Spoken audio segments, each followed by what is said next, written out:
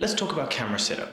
These are the things related to your camera that you need to consider when setting up your self-tape space. You're going to need a tripod of some sort. The tripod that I use is a light stand.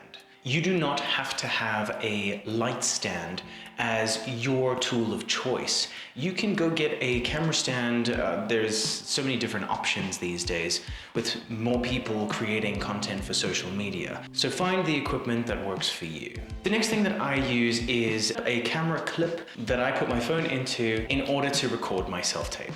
And lastly, you're gonna need your cell phone. It doesn't matter what cell phone it is. If you are using all of these elements and putting them together, it is now time to build your camera setup. Connect your phone adapter to your light stand. Make sure that you open the tripod to a wide base. The wider the base, the more stable the camera will be. The next thing that we need to do is raise your stand, raise it up to eye level. Clip your camera in. Now with your camera setup, find yourself a space that is clear, your background that is uncluttered, and close to a natural light source. A pro tip when setting up your camera, make sure that your camera screen is facing you. This may take a little bit of practice for you to get used to seeing yourself reflected in the camera, but it's a really good way for you, the actor, to frame yourself in your self-tape. Now, I know a lot of actors out there do not like to see themselves and do not like to watch their performances, but this is something that I encourage you to do, because ultimately at the end of the day, you're performing for an audience, and if you understand what they're seeing from you and how they are feeling when they